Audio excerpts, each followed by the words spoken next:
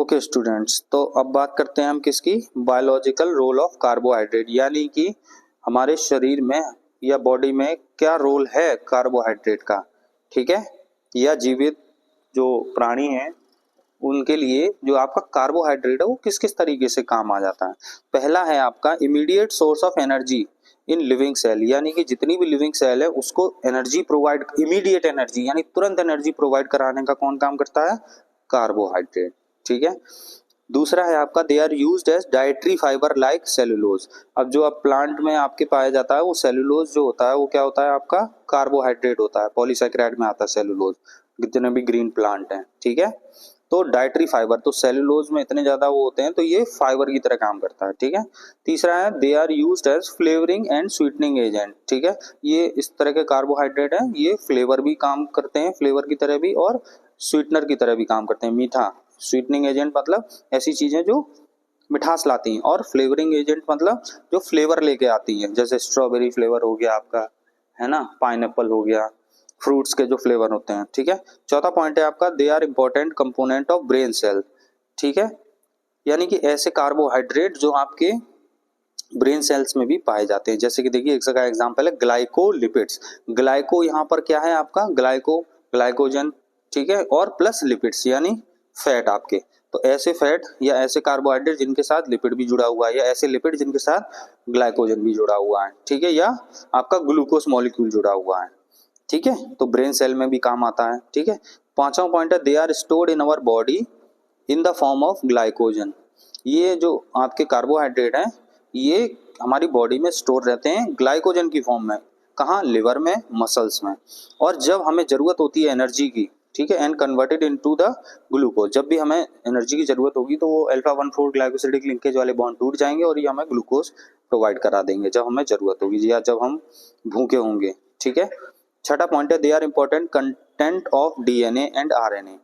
अच्छा, अभी आपका ये चैप्टर हुआ नहीं है। डीएनए और आरएनए में आपकी डीऑक्सीराइबोस शुगर होती है और राइबोस शुगर होती है। डीएनए में होती है डीऑक्सीराइबोस शुगर, आरएनए में होती है राइबोस शुगर। ठीक है, तो इस तरह से शुगर जो है हमारे डीएनए और आरएनए में भी काम आ रही है।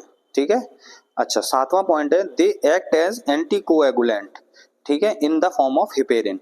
अच्छा, हिपेरिन जो होता है आपका, आपने पढ़ा होगा ब्लड वाले चैप्टर में, हिपेरिन क्या होता है, खून को जमने से रोकता है। आपके ब्लड के अंदर जो खून भाग रहा है, ठीक है, उसके अंदर हिपेरिन पड़ा हुआ है, इसीलिए वो जमता नहीं है, चाहे कितनी भी सर्दी हो, चाहे कैसा भी मौसम हो। ठीक है, जब वो हवा के कांटेक्ट में आ जाता है हिपेरिन, तभी वो आपका क्लॉट फॉर्म होता है। ठीक है, तो एंटीकोएगुलेंट क्या होता है, जो रक्त के थक्के को जमने से रोकता है। अब बात करते हैं आठवें पॉइंट की, पेक्टिन। ये क्या होता है, हेट्रोपॉलीसैकेराइड होता है। ठीक है, फाउंड इन प्लांट्स। कहाँ पाया जाता है, पेक्टिन प्लांट्स में पाया जाता है। इसको हम जेलीज बनाने में यूज करते हैं। जेलीज की जो मैन्युफैक्चरिंग होती है उसमें पेक्टिन मिला हुआ होता है। नवा पॉइंट है आपका they are major component of cartilage, tendon and bone, यानी कि बोन्स और टेंडन्स और कार्टिलेज के लिए इंपॉर्टेंट कंपोनेंट है ये शुगर जो है, कार्बोहाइड्रेट है। 10वां पॉइंट है आपका they used in the heart disease treatment in the form of glycosides. जैसा कि आपने फार्माकोग्नोसी में पढ़ा होगा, उसमें एक केमिकल पाए जाते हैं ग्लाइकोसाइड्स। ठीक है, तो कार्डियक ग्लाइकोसाइड्स। ठीक है, तो वो आपके ये होते हैं शुगर मॉलिक्यूल, वो आपके हार्ट ट्रीटमेंट में भी यूज किए जाते हैं। तो ये आपके हो गए सारे biological role of carbohydrate. Carbohydrate को हम कैसे कैसे यूज ले सकते हैं। अब बात करते हैं हम केमिकल प्रॉपर्टीज की। केवल 2-3 केमिकल प्रॉपर्टीज मैंने आपको करा दी हैं, ज़्यादा आती नहीं है, पिछले एग्जाम में भी नहीं आई थी, कई सारे एग्जाम हुए हैं। ठीक है, लेकिन फिर भी मैं आपको यहाँ बता देता हूँ।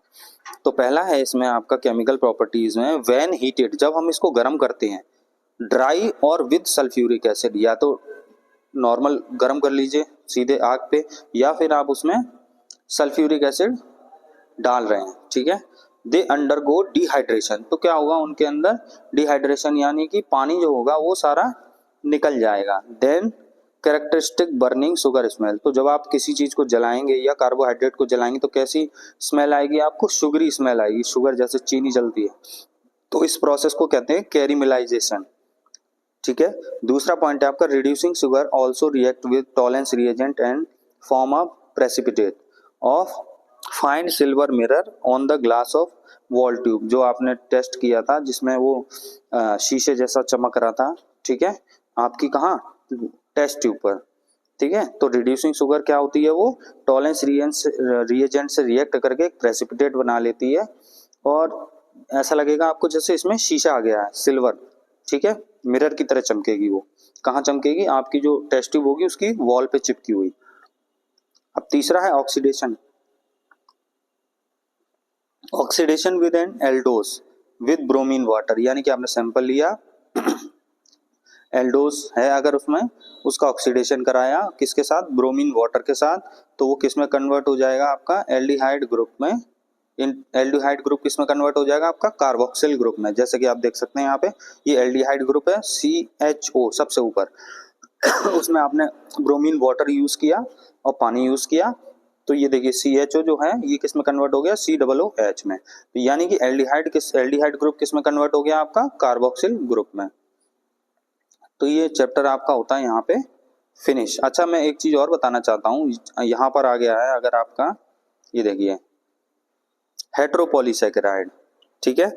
अच्छा पॉलीसैकेराइड, हेट्रोपॉलीसैकेराइड और होमोपॉलीसैकेराइड। पॉलीसैकेराइड भी दो तरह के होते हैं। हेट्रो का मतलब होता है अलग अलग, होमो का मतलब होता है एक जैसा। तो मान लीजिए अगर कोई पॉलीसैकेराइड है उसमें केवल ग्लूकोज ही ग्लूकोज है, या एक तरह की मोनोसैकेराइड यूनिट है बहुत सारी, 10 से ज्यादा, 100, 150, 200, 250, 500, 1000, ठीक है, तो वो होगा होमोपॉलीसैकेराइड, ठीक है। तो एक जैसी यूनिट है उसमें बहुत सारी मोनोसैकेराइड की, तो वो होमोपॉलीसैकेराइड कहलाएगा। अच्छा किसी में ग्लूकोज भी है और दूसरा मॉलिक्यूल भी है, जैसा फ्रक्टोज भी है, उसकी बहुत लंबी चेन है पॉलीसैकेराइड की, तो वो अलग अलग हो गए दो, तो वो कहलाएगा आपका हेट्रोपॉलीसैकेराइड, ठीक है। तो पॉलीसैकेराइड में आप इतना ऐड कर सकते हैं। तो स्टूडेंट्स आपका ये जो चैप्टर है दूसरा, ये आपका होता है कंप्लीट, और थोड़े दिन में मैं आपको लेकर आऊंगा नेक्स्ट चैप्टर। तब तक के लिए आप इसको रिवाइज कर लीजिए अच्छे से। Thank you.